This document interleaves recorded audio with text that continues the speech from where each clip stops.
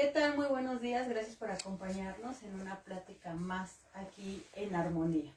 Pues hoy tenemos el gusto una vez más de estar con ustedes, gracias por acompañarnos y se encuentran este día con nosotros. Leslie, buenos días. Gabriela. Y Mayra, buenos días. Y Alicia, que estamos aquí para tener una plática más, hoy con un tema que tal vez pocas veces se habla porque es complejo, pero es importante conocerlo porque se ha dado es mucha la población que ya puede tener, claro, un auge, que ya puede tener ¿qué podemos decir? Síndrome, trastorno, sin que nos demos cuenta. Y a veces de las escuelas únicamente dan ciertas características y se vuelve un niño problema sin que tenga o que sea un niño problema, sino que difícilmente se conoce o se sabe qué es exactamente lo que tiene, ¿no? Entonces se etiqueta al niño, se castiga al niño, se cambia de escuela, no desarrolla de manera adecuada su inteligencia y eso tiene que ver mucho con que no se sabe qué tiene y únicamente lo pueden poner como un niño problema. Entonces hoy queremos hablarle sobre el síndrome del espectro autista, que es muy común en los niños, pero que es difícil que nos demos cuenta que existe. Entonces, aprovechando que el 18 de febrero se conmemora el Día Internacional del Espectro Autista desde el 2007. ¿Cuál es la intención de esta conmemoración? Pues lograr que el objetivo principal es que concientizar a la sociedad sobre este síndrome común. Tenemos que ser muy empáticos, es que es común, no es que haga diferencias. Hoy vamos a conocer un poquito y esa es nuestra intención.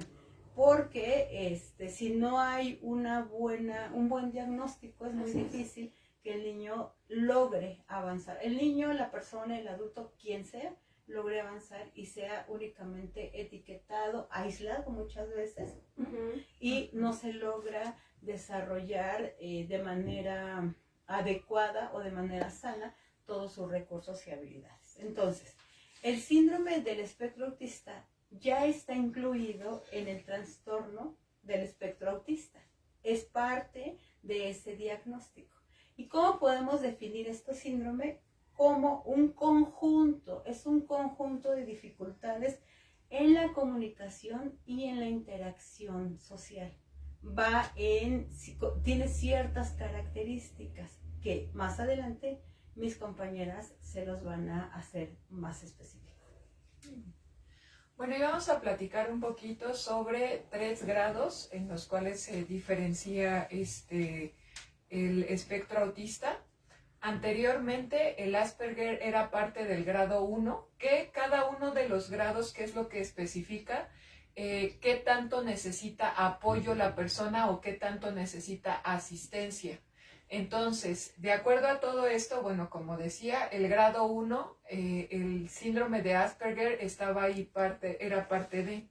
Ahora, ¿qué pasa dentro de la comunicación y la interacción social en una persona que está en grado 1? Bueno, tiene no mucha apertura social y tiene poco interés en las relaciones.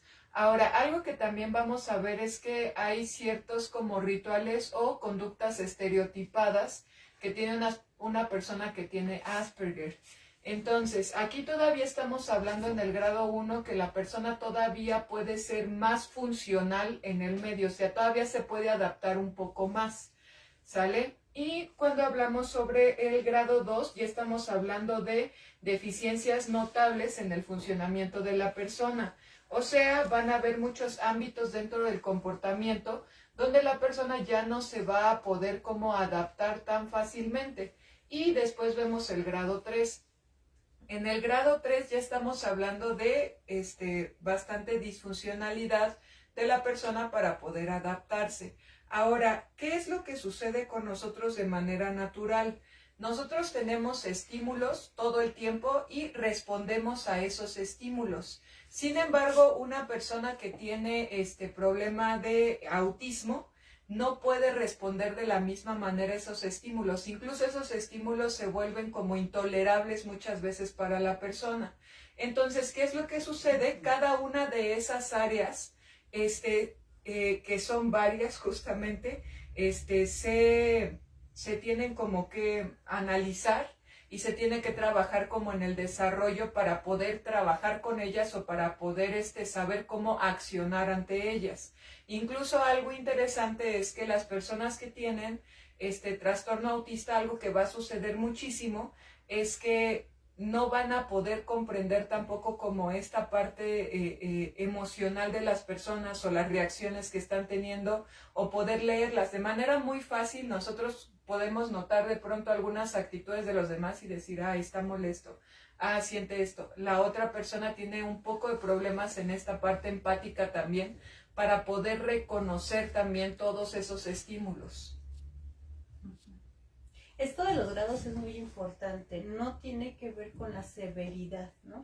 Ahora, cada persona es diferente y este tipo de características se presentan también de manera diferente, ¿no? No claro. Tiene que ver con severo o no severo, no, tiene que ver con el nivel de atención que requieren. A lo mejor un grado 1 requiere el acompañamiento o un proceso de terapia, ¿no? Con ciertos especialistas y a lo mejor con uno.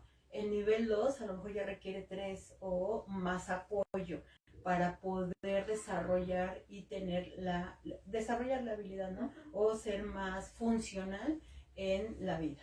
Claro. Fíjense que en esta plática con armonía, nuestra intención también es enfocarnos en el nivel 1. El nivel 1, que sí son mucho más funcionales, antes se le conocía como el trastorno, el síndrome de Asperger. Es más común escuchar esto, igual la gente lo identifica mejor. Antes sí estaba dentro del manual diagnóstico en el DSM-4, actualmente está el DSM-5, y en él ya no se considera un síndrome, está dentro del trastorno del espectro autista. Exactamente, del trastorno del espectro autista, y en él ya podemos identificarlo en el grado 1. ¿Por qué el grado 1? Eso es algo importante, ¿no? ¿Por qué? Porque sí tienen dificultades en la interacción social, como decías, pero pueden desarrollar muy buenas habilidades. Seguramente hay más gente con este tipo de síndrome Asperger, si me permiten decirlo así.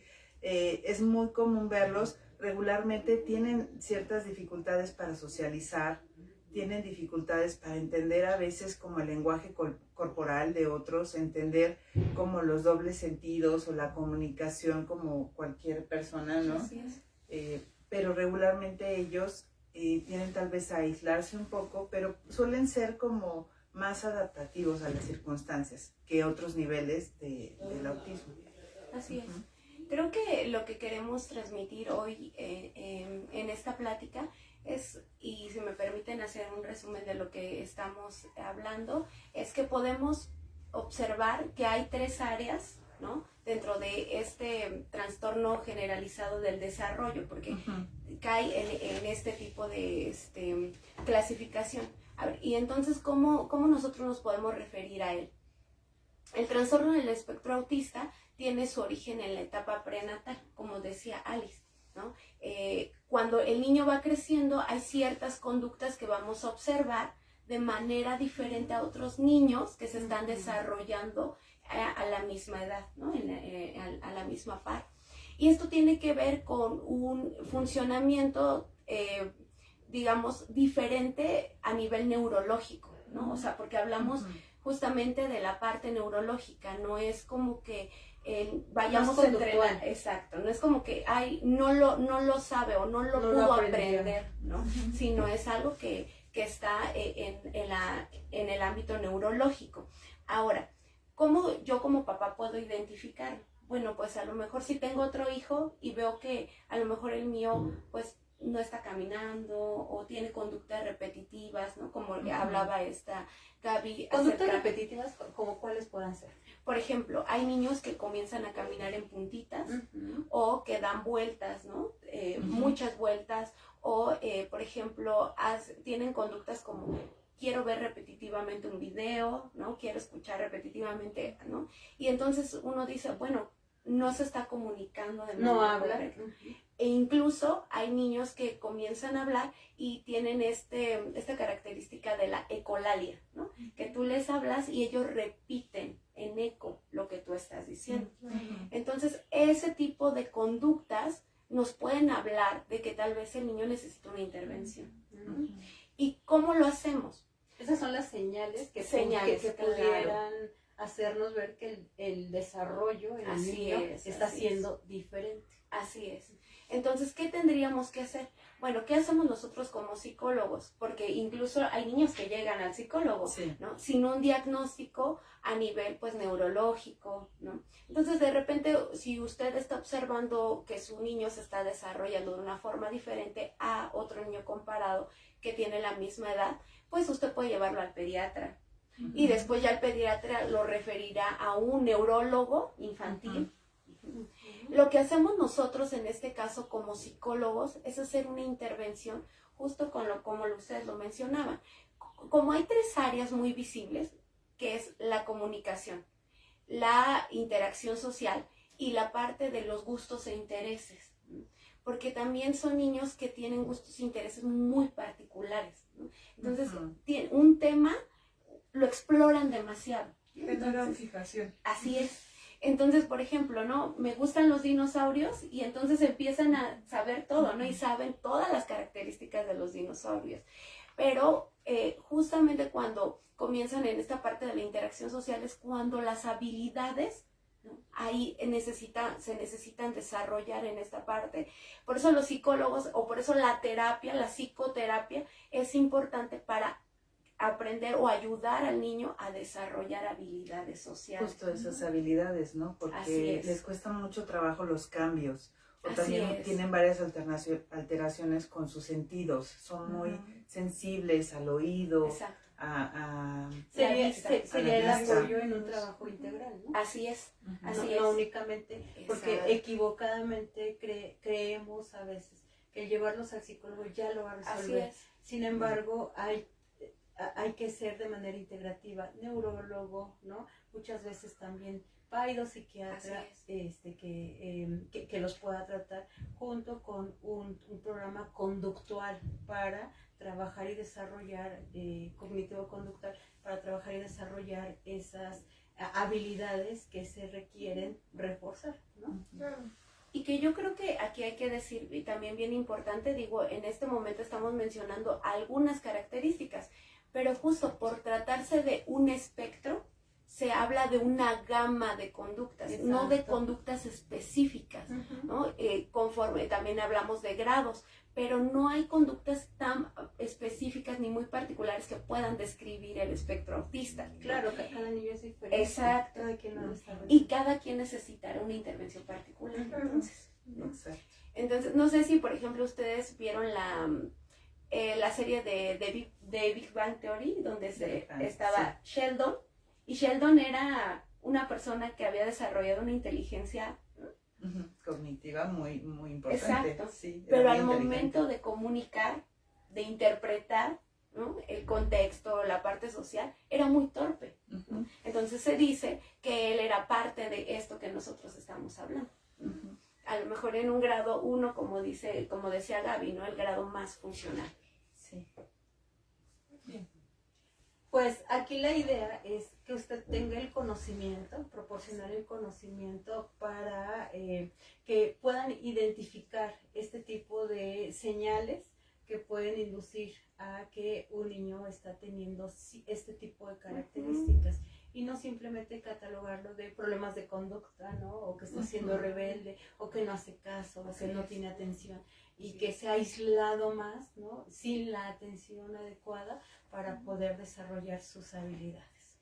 Esperamos que haya sido de muchísima ayuda, apoyo inicial este tipo de información y que podamos contar con que reproduzcan este video, ¿no? Para que sea más amplio, porque es muy desconocido hoy día, ¿no? Hay mucho desconocimiento, porque aún todavía se siguen desarrollando, se sigue buscando, investigando este tipo de trastorno de espectro autista. No sé si quieran comentar algo, Maya. Solamente también, como si conoces a alguien que tiene este padecimiento, también apoyarlos, ¿sabes? Como les cuesta mucho trabajo interactuar, no lo tomes personal. Muchos llegan a ser acosados en las escuelas, tener bullying, porque pues no tienen muchas habilidades a veces sociales, o son diferentes simplemente, ¿no? Solamente como ser más empáticos y apoyarles. Claro. Bueno, antes que nada, yo creo que no asustarnos tanto. Hay ciertas cosas en el desarrollo que se empiezan a ver, como por ejemplo que tu bebé desarrolle sonrisa social. Eso luego va a generar como una alarmita en el pediatra, ¿no? Si no se desarrolla en el tiempo en el que, o si no se desarrolla. Entonces, son pequeñas cositas que se ven desde el pediatra, o sea, tampoco es como que los especialistas no se vayan a dar cuenta. Lo que sí es que, bueno, interesantemente, han habido diagnósticos más tardíos en las mujeres porque nos socializan para el cuidado y para las relaciones. Entonces, las mujeres nos adaptamos tanto a esta parte de las relaciones que a veces es más tardío que se den cuenta que una mujer tiene autismo a que sea en un hombre. Porque a nosotras nos dan como más habilidades, digámoslo así, para relacionarnos y todo eso. Por eso se suele confundir ahí un poquito más. Pero sí, o sea, esto sí es entrarle como no con tanto miedo. ¿Por qué? Porque finalmente sí hay cosas como muy características que se notan desde que los pequeñitos son bebés. Entonces, pues sí, vamos ahí poco a poquito, sin miedo. Muy bien. Y creo que en el caso de los padres, ¿no? También tener como este tipo de comprensión, este tipo de información nos puede ayudar para actuar. Mire que de repente cuando tenemos un hijo y vemos que algo no está desarrollándose como debería de desarrollarse, de repente tendemos a negar lo que estamos viendo. Pero una intervención temprana y oportuna podría hacer la diferencia. Como padres y como sociedad tendremos que visibilizarlo, ¿no? Y incluirlos, no es que sean, no excluirlos, sino incluirlos como parte de la sociedad. Pues esperamos haya sido de ayuda esa plática y los esperamos la siguiente semana, iniciando el mes de marzo, con una plática más aquí en Armonía. Bonita semana. Muchas gracias.